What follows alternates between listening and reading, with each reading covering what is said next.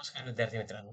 मी doctor Vijay Patil, assistant professor, government Ayurved college Baramati. आपलं अथर्व अकॅडमीमध्ये स्वागत करतो.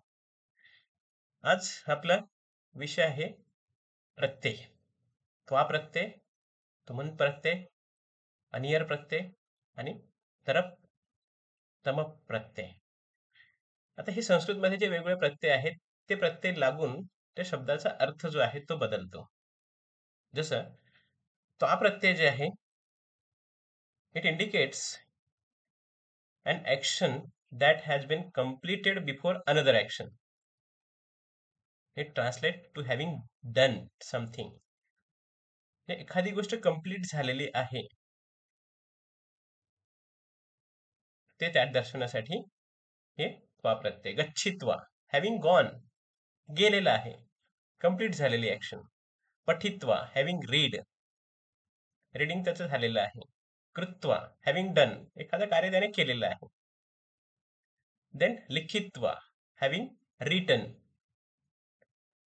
रायटिंग झालेलं आहे त्याचं. तर हे जे आहे त्वा, ज्याच्याही शेवटी त्वा प्रत्यय येईल ती त्या ठिकाणी ती क्रिया झालेली आहे हे दाखवण्यासाठी हे त्या ठिकाणी प्रत्यय वापरलं जातं. जसं उदाहरणार्थ रामः पाठम पठित्वा गृहं गच्छति.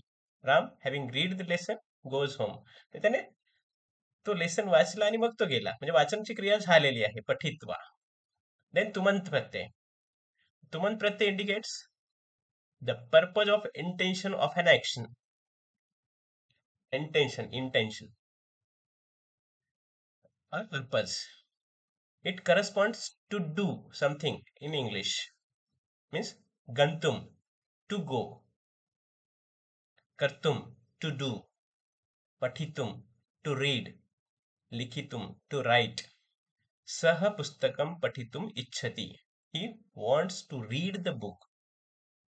इथं तुम प्रत्यय जे आहे, तुमंतचं तुम त्या ठिकाणी जसं त्वाचं त्वा राहतं शेवटी, तसं तुमंतचं तुम शेवटी तुम असेल तर ती क्रिया त्या ठिकाणी होते. टू गो, जाण्याची क्रिया. पर्पज, इंटेन्शन इंडिकेट केलं जातं. सह पुस्तकम पठितुम इच्छती, he wants to read the book. Then अनियर प्रत्यय. अनियर प्रत्यय बघा, एखादं नवीन हे सुरू होत असेल ना, ते नवीन पेजवर घ्यायचं. इथं ते याच्यामध्ये सेटिंग मध्ये वरती येऊन गेलेलं आहे, तर ते तिथंच पाहिजे खाली नवीन पेजवर. अनियर प्रत्यय. It is used in Sanskrit to form adjective from nouns. Nouns पासून ऍडजेक्टिव्ह बनवण्यासाठी हे अनियर प्रत्यय वापरले जातात. Indicating a sense of possession or connection. It typically adds the meaning possessing or having to the base noun.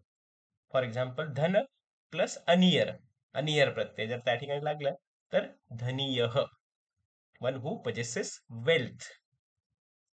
मग त्याला धनीयः झाल्यानंतर वेल्दी पर्सन. धनम यस्य अस्ति सह. म्हणजे बघा, हे वाक्य पूर्ण जे आहे ते फक्त धनीय या शब्दामध्ये येऊन जाते. Wealthy person. धनम यस्य अस्ति सह, wealthy person, one who possesses wealth, that is धनीय. धन प्लस अनियर, अनिय त्याच्यामध्ये येते बघा, अनियरचं अनिय. वर्चस प्लस अनियर, वर्चस्य, one who possesses brightness, brightness. वर्चस्य, एनर्जेटिक और ब्राइट पर्सन. वर्चस्य यस्य अस्ति सह, वर्चस्य. त्याच्यानंतर तेजस प्लस अनियर, तेजस्य, वन हू possesses ब्रिलियन्स, तेजस्य. ब्रिलियंट और रेडियंट पर्सन. तेजस यस्य अस्ति सह, तेजस्य. यस. आता बघा, इथं अनिय आलं तर इथं अस्य, अनियचं अस्य झालं, तर त्या ठिकाणी असे चेंजेस होऊ शकतात. धनीय व्यक्ती उन्नतीही करोती. A wealthy person makes progress. पण आवश्यक नाही, तो जर व्यवस्थित करत असेल तर तो त्या ठिकाणी प्रगती करू शकतो. सह तेजस्य विद्वान असते. He is a brilliant scholar. हा, पण तेजस व्यक्ती जो आहे ज्याच्यामध्ये ब्रिलियन्स आहे, ब्रिलियंट आहे, तो त्या ठिकाणी नक्कीच स्कॉलर त्या ठिकाणी असतो, विद्वान means scholar. Then तरप and तमप Pratyaya, comparative and सुपरेटिव्ह suffixes. Comparison दाखवताना हे प्रत्यय वापरले जातात. तरतम भाव ज्याला म्हटलं जातं, तरप प्रत्यय it is used to form the comparative degree, bigger, better हे दाखवण्यासाठी त्या ठिकाणी तरप प्रत्यय. तर तम प्रत्यय it is used to form the superlative degree, biggest, best हे दाखवण्यासाठी तमप प्रत्यय वापरले जातं. फॉर एक्झाम्पल बघा, शीघ्रतरः फास्टर, शीघ्र फास्ट, शीघ्रतर फास्टर, शीघ्रतमः fastest, comparative, superlative. Sorry.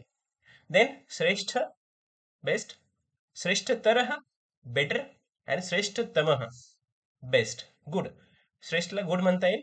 Then better and best हे जे आहेत कंपॅरेटिव्ह दाखवण्यासाठी. सह अन्यभ्यः शीघ्रतरः धावती, he runs faster than others, comparison दाखवण्यासाठी. इतरांपेक्षा तो जास्त फास्ट पळतो. सह सर्वेभ्यः शीघ्रतमः धावकः अस्ति, he is the fastest runner of all, सगळ्यांपेक्षा. हे जे आहे सुपरलेटिव्ह. ओके, धन्यवाद, थँक्यू, पुनर्मिलामः.